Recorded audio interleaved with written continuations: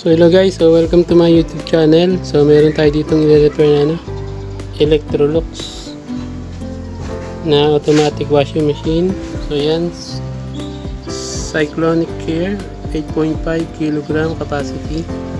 So ito yung kanyang model number, EWT8588H1WB. So yan ang problem daw nito, sabi ni customer. Karga lang ng karga ng tubig pero hindi nagwawash. Pero nagde-drain, i-spin. So yan, try natin. May tubig nga pala to. You know, almost kalahati yung tubig. So pakita ko lang na hindi talaga nagwawash. So on natin.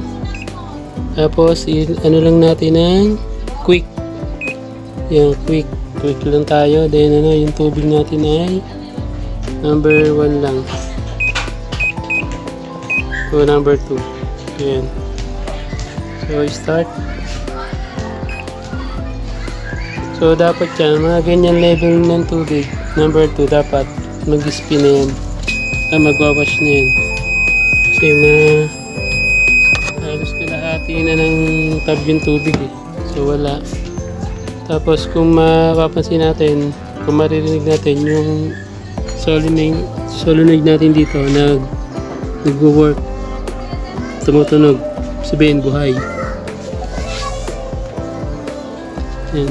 Yan. Kaya hindi siya nagwawash. So buhay yung solenoid natin. So magkakarga ng tubig yan. So naka-manual tayo ng tubig. So, hindi ko nilagyan ng hose. Pero yun ang problem niya eh. Dapat yun ay nagwawash na. So wala. Pero natunog yung yung ating solenoid. So i-off muna natin. So bubuksan natin itong So check natin yung tayo ng water level sensor, pressure switch. Yan, dito banda. So bubuksan natin yan. Dito ang screw. Yan. Tanggalin nyo lang yung cover na to. I-cover yan. Yan. Ayan, may tornilyo dyan. Kabilaan yan.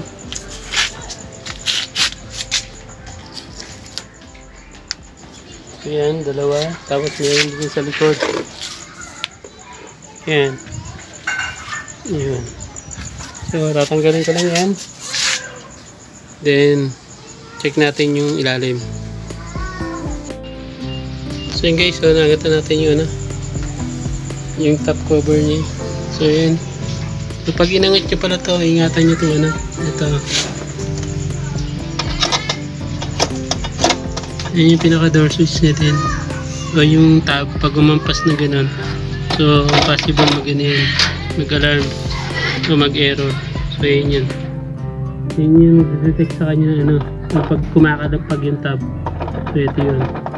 Titigil niya yung process kasi nga hindi normal yung kalampag nung tab. So ito, napansin natin ito. So yan, may ngat-ngat ng daga. Ito ay hose ng water level pressure switch. So yan, gagat ng kaya pala hindi siya magana. Kaya pala hindi niya masense yung level ng water. So yan, papalitan lang natin yung hose na yan. So sure na po, yan lang ang problema natin. So palitan ko lang. So yun guys, so welcome back. So yan, okay na yung ating automatic washing machine, nagwawash na yan. So yan, try natin.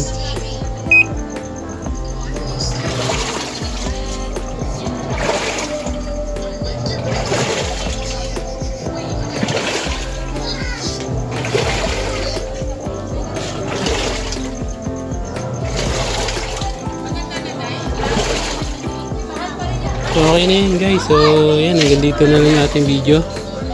So kung bago ka pala sa channel ko, so please don't forget to subscribe and hit mo na rin yung notification bell para lagi kang updated sa mga parating ko ka mga video tutorial.